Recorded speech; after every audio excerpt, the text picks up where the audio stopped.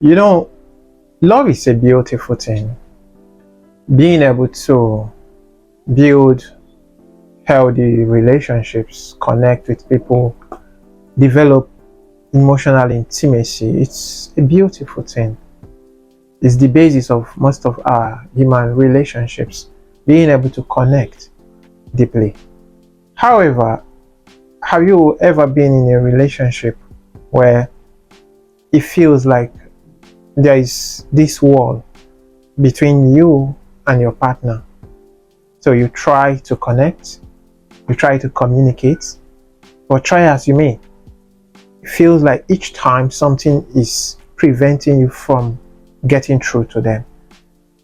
You keep trying to express yourself, to be expressive of your feelings, of your plans, of your aspirations, your dreams, of your excitement.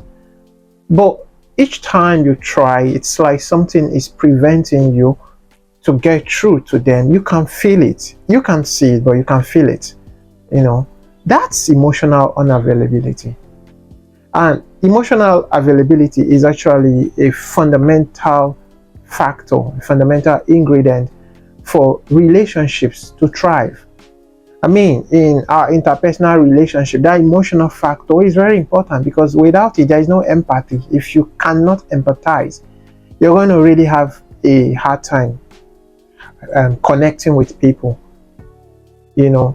So, if as a person you can't connect, you find it difficult building healthy connections with people, then it shows that there is something that you need to address in your life, because without that emotional connection you really can't build intimacy. Where is the intimacy going to come from? Now you may be in a relationship and stuff like this is happening and you're wondering, what am I doing wrong? What is it that I'm not getting right? You keep asking yourself this, because each time you try, you're rebuffed. Each time you try, there is a restriction. It's like the person you're trying to connect with doesn't want you to connect, but they are still there in your life. They are not leaving. So you feel frustrated, you feel angry, you feel so disappointed. But that's because there is a level of emotional unavailability in your partner. So try as you may, as much as you try to connect, you're unable to connect. But what does it mean for them to be emotionally unavailable? To be emotionally unavailable means that they are unable, or rather unwilling, to connect with someone else at an emotionally deep level. So they don't want to bond, or they are unable to. It may be that they don't want, or that they are unable to. It could be any of both. So you're trying to bond with them, but they don't want to bond with you. They are not even attempting to bond with you. Or they are unable to show up emotionally, because being emotionally available also talks about your responsiveness to emotions. How do you respond to your own emotions? How do you relate with your own feelings? How do you connect with yourself? And how do you connect with the other person? So you're trying to connect with them, but they are unable to show up for you emotionally.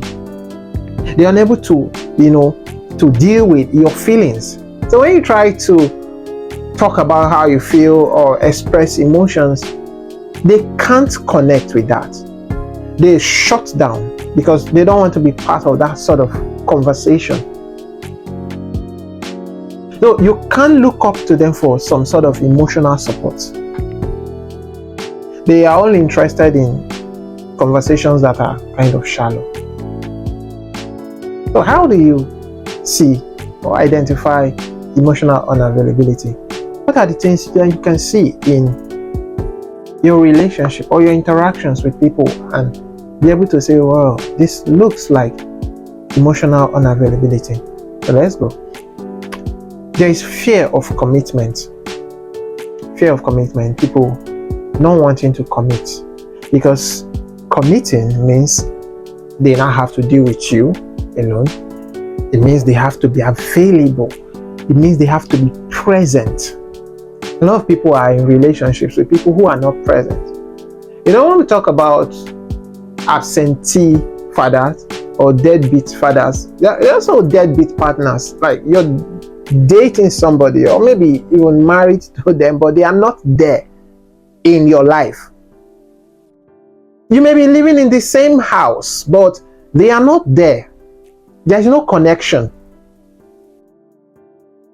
Now, if you are not even at the stage of maybe marriage, you've not gotten married, you're just like dating, it may be that fear of committing to you, fear of singling you out and making you their partner for real, or call it exclusivity, which is choosing you from every other person. They don't want that, because that's going to ground them. It's going to put a demand, a responsibility on them or on the person to be present, to engage with you and to connect.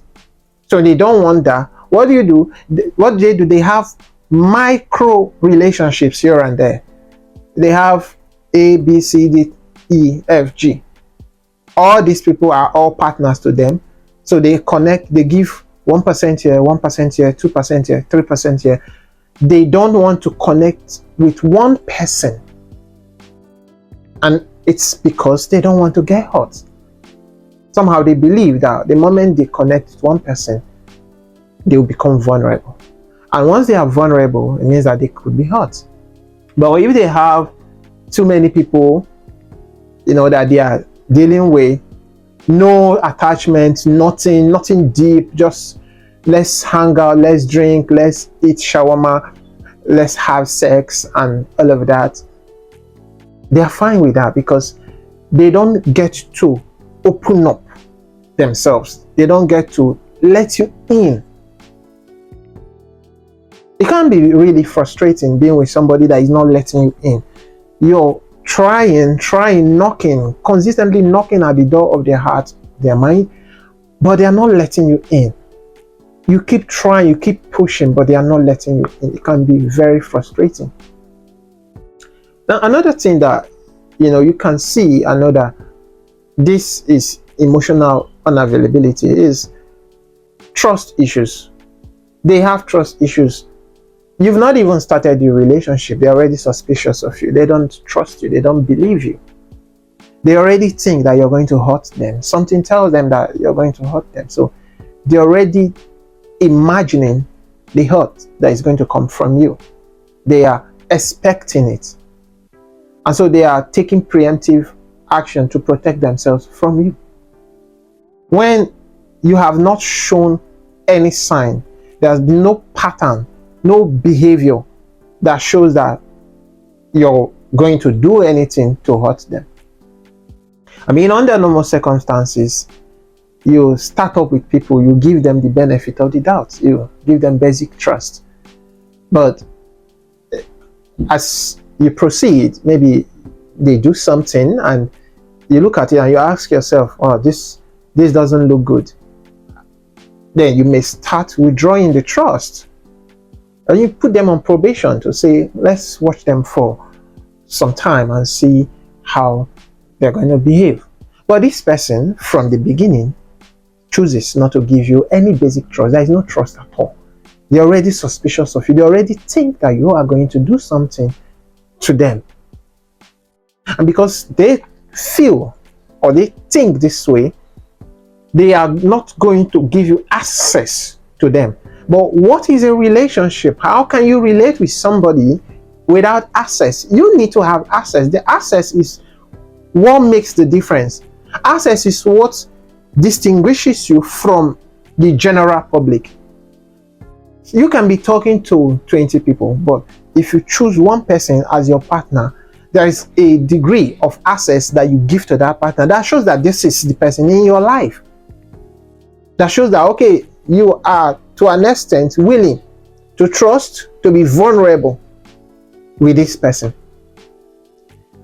They are also choose not to include you in their lives. So they practice relationships that are not inclusive. You are there in their life, but you don't really know anything about them. You don't know how they feel. They don't communicate their feelings. They don't talk about their feelings. They don't tell you about their plans. They make a plan and they just inform you. They don't discuss and tell you, this is what I'm planning to do. They don't want to carry you along, because when you talk with somebody and you communicate, often when you share stuff, it creates a basis for bonding. Because they don't want that bonding to happen, they are not going to share. They're going to keep things to themselves. You only wake up each day to see that they are doing something new that you didn't know about, but you are their partner. Now, they tend to mask their feelings. Remember when I started, I said they are unable to show up emotionally. So they mask their feelings. So if maybe they are sad, or they're upset, or they are angry, but they try to use maybe for happiness, cheerfulness, smiles to mask how they truly feel. And the reason is because talking about their true feelings opens them up. When you have to share how you truly feel, you have to open yourself up. That's some level of vulnerability. Now, if you're unwilling to be vulnerable, you're not going to be willing to share how you truly feel. So you ask them, are you okay? Yes, I'm good. All is well. What's the matter? Nothing. I'm really nice. I'm cool. Because they don't want to let you in. So they choose to mask. But then it's not just for them. It's also because they don't want to be involved with your true feelings. Because maybe you've also observed that when you try to talk about how you feel, your pains, your challenges, they are uninterested in those details. They don't want to hear them. They'll try to distract you from talking about those things because they don't want to engage your emotion. Because engaging your emotion will also put them in a place where they have to be empathetic. And for you to be empathetic, you have to feel. And because they don't want to feel, they're going to discount you. They're going to invalidate you. They're going to try to trivialize how you feel, what you're talking about. Sometimes they can attempt to make a joke out of what you're going through. What they are doing is that they are trying to protect themselves from dealing with your emotions or whatever you're dealing with. Because by protecting themselves that way, they won't also have to open up themselves to you. Most of your conversations with them are shallow. Very shallow. They can't talk about deep stuff. Not because there are no deep stuff, but because they are not willing to let you in. They don't trust you for that. So let's just talk about basic things. Social media. Talk about football. Talk about maybe food. Basic stuff. Entertainment. Stuff that will make them laugh. Skits. So they talk about these things. But you know that you are really not bonding. You're not connecting. Once it gets to conversations about, say, something very important to them, they shut down immediately. If they don't shut down, they deflect. They bring up something else to distract you or turn the conversation around and focus it on you so that you start talking about other stuff, maybe yourself, or things that are important to you. That way, they can be there, but they won't be present, and they won't also share their own information or their own details. So your conversations with them, you may talk for an hour, you may talk for 2 hours, but you're actually not getting anywhere. So you'll be wondering, I've been with this person for 6 months and I don't know anything about this person. Now, another thing that you notice when there is emotional unavailability is inconsistent communication. You chat with them today, then you don't chat again for a while. You drop messages and they don't respond as often as they should. Yeah, there is a place for people being busy, that's understandable, but sometimes they intentionally don't want to respond. They just keep you there. Because also when you communicate with people, the more you communicate with people, the more you bond. So they try to just keep you there, keep you where you can't get to them. So minimal communication. You send messages, they read them and they don't respond. You call them, they see your missed calls and they don't call you back until you have to bring it up to remind them, but I called you the other time, you didn't call me back. You know? So they try to minimize the way they communicate with you. One other thing you notice is that you do all the work in the relationship. A relationship is supposed to be between two persons, right? Which means you are supposed to do your own part and they do their part. But something that you must have observed in your own experience is that it seems like you're doing everything. You're the one initiating everything, initiating conversations, initiating plans, initiating every single thing in the relationship. They don't initiate, they respond, or they mirror whatever you're saying. She says, I love you, they say, I love you too. But why can't they on their own say, I love you? Whatever you bring up, they respond to you or they mirror it, but they don't initiate. Because for you to initiate, it means you're thinking. Yes, when you are emotionally involved with somebody, you think about them. It's one of the ways that you invest your emotions in people. So if you don't think, then you won't come up with any ideas on how to maybe spice up the relationship or think of adding more value to your partner. They are not thinking about you. You are not in their minds.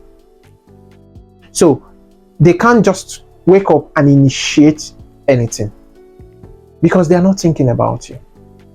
So when you observe your relationship, observe the communication pattern and see that you're the one always initiating, and then you notice that all the work in the relationship, all the communication, all the understanding, all the listening, everything that goes on in the relationship, it's always you. Even to the point of finances, you're the one bringing money or trying to do things, trying to get them to be active, get them to be present in the relationship. You're doing the work alone. It can be a burden and it can be very frustrating. But if you see these signs, know that you're dealing with someone that is emotionally unavailable. And then you observed that they're unable to empathize, like I mentioned earlier, because for them to empathize, they need to feel. If you are empathizing with someone, you need to feel. You need to imagine how they feel. So, because they don't want to be there, they don't want to deal with that, so they can't empathize with you. So you're wondering why, you have a partner, but your partner doesn't show up for you emotionally. You're dealing with stuff. Your partner, it's like, can't be bothered. Can't be bothered because they don't want to connect at that level. And you just be asking yourself, what is wrong? What have I done wrong? What am I not getting right? No, it's not on you. It's not on you. You're dealing with someone who is emotionally unavailable, who either cannot connect with you or is not willing to connect with you. This is not cast in stone. Someone can be emotionally unavailable for you, but emotionally available for someone else. You know. And then when you complain about their lukewarm behavior in the relationship, they start arguing, they become defensive, and they try to gaslight you and blame you and make you feel like it's either you're asking for too much or you're too needy and you need to tone it down. So you go in your space and you start wondering, maybe I'm asking for too much, maybe I'm too needy, maybe something is wrong with me. Why am I bothering this person? They will find a way to spin it and make you feel like something is wrong with you, but there is nothing wrong with you. You're perfectly okay. You're only craving a connection that is valid, that is legitimate.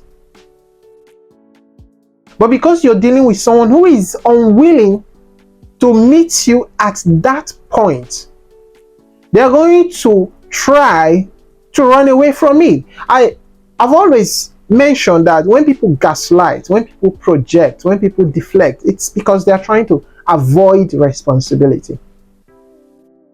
Because when you take responsibility for something, it places a duty on you to do something. So if you don't want to do that thing that you are expected to do, what do? You project, you deflect, you gaslight, so that the responsibility will not fall on you. So they are going to gaslight you, they're going to deflect, they're going to blame you and make you feel like something is wrong with you, and the reason you're asking for them to be present, to be actively involved in the relationship, is because you are needy. But let me tell you something. Let me tell you a little secret. When people do that to you, it is not because they don't know that what you're saying is the truth. They are not ignorant. It's not because they don't know that responding to you emotionally is the right thing to do. They know. You are going to be the person in doubt, thinking maybe they don't understand, maybe I need to push a little more, maybe I need to make them understand, maybe I'm going to help them understand, maybe it's their childhood, maybe it's this. Of course, there are several factors that can make people to be emotionally unavailable, but we are not looking at the factors now. We are looking at the reality of what is going on, because we have to establish that something is really going on before we start talking about the cause of that thing. They know what you want, they understand what you need from them, but because they are unwilling to do it, because they don't want to do it, they are going to pretend not to understand what you want. They're going to pretend that they don't get what you have been asking. So they'll gaslight you, they'll blame you, so that you'll be busy saying, oh, something is wrong with me, something is wrong with me, and you'll be distracted not to see what they are doing to you. That's why I always recommend that when you are in doubt, talk to a professional. Because sometimes when you are in this situation, when you are the one dealing with this challenge, you may not be able to see clearly. Your vision may be limited. So where you need a 360 vision, you may be doing 90 degrees. And if you're doing 90 degrees, you're blindsided on other degrees, so you can't see. And because you can't see, it will be difficult for you to get some sort of closure. So sometimes I always advise, talk to a professional. So you work with a professional, both of you look at your realities and you're able to identify that this is not on you. This is not your fault. The only thing you have done is to give love and ask it. try to connect with somebody, because how are you in a relationship and you're expected not to connect? You have to connect. You just have to connect. So they gaslight you, they project, they blame you, they become defensive, not because they don't know the truth, but because they know the truth, and that truth makes them uncomfortable. So in order to avoid that truth, they try to lie to themselves and lie to you and make you feel like it is your fault. But it is not your fault. So when you find yourself in a relationship and you see these signs, these things I've mentioned, these behavioral patterns that I've talked about, don't start doubting yourself. These are pointers to the fact that your partner may be emotionally unavailable. The whole issue about why they are emotionally unavailable is secondary. It has to be established that they are not there for you. And it is frustrating because it can mess up your head. It can mess with your mind. It can make you doubt yourself. It can make you feel unwanted, feel like you're not good enough. It can greatly minimize or attack your self-esteem. It can make you look down on yourself. Because you'll be wondering, what is it? Why can't I be loved? No, it's not on you. It's not about you. It's about them. It's about the demons and the struggles and the challenges that they are dealing with on their own. But you know what is dishonest about this is that some people know they are emotionally unavailable, and then instead of keeping a distance from relationship, they get into relationships. I think that the honest thing to do is, if you know you're emotionally unavailable, communicate it and tell the other person, I am emotionally unavailable and I am not ready to get into any relationship at this time. This is very honest and honorable. That way, you're not taking and you are not expected to give. But what some people do is, they know they are not available. They want to get into your life because they know it feels good to be on the receiving end, to be a recipient of that emotional investment. So they enjoy it, they want you to be giving it out, but they don't want to give it back. That's malicious. And you may be married to such a person. You may be stuck in a marriage where the man is emotionally unavailable or the woman is emotionally unavailable. There is no connection. You're just there for marriage sake. Let's just be here. So it's important for you to know this, and knowing this can save you from a lot of distress. It can save you from pain, because you learn to terminate the relationship as early as possible. And there's something else that people do, which is you get to meet somebody and they're saying, I'm emotionally unavailable, and then you start chasing them. You're after them. You bring out all your energy because it makes you feel good. It also shows that there's something that you need to address in your life. Because why are you running after somebody that is running away from you? Why do you feel the need to fix them and be in their lives? Why do you feel the need that you need to conquer them? No. If someone expressly says, I am emotionally unavailable, believe them and go away. There are over 8 billion people in the world. How can you choose to attach yourself to somebody that is unwilling to be connected to you, unwilling to develop intimacy with you? Why would you want to do that to yourself? Why would you want to stress yourself, to mess yourself up? That's not wisdom. Leave these people alone. You should see them. They have all this.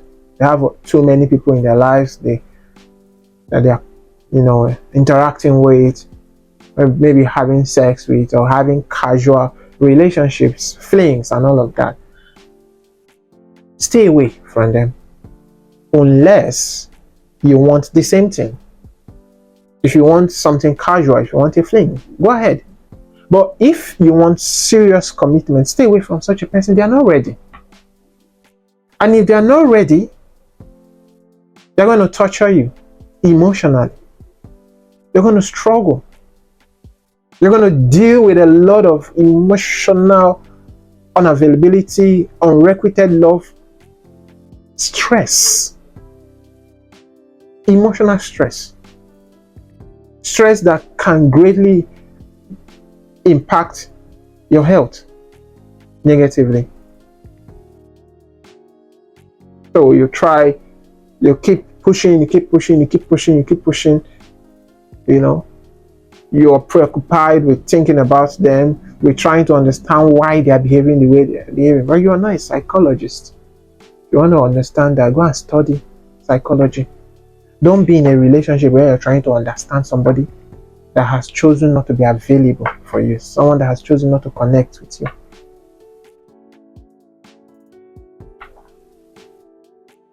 I don't think that's a good use of your time. Preserve yourself.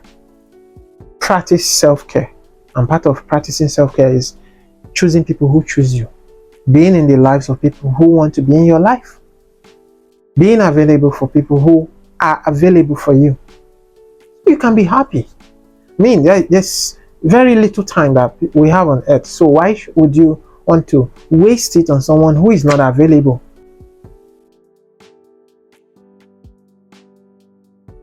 This is a message that I want you to take seriously. It's going to help you. And if you pay attention to this, you'll be able to minimize the stress that you get to encounter in relationships.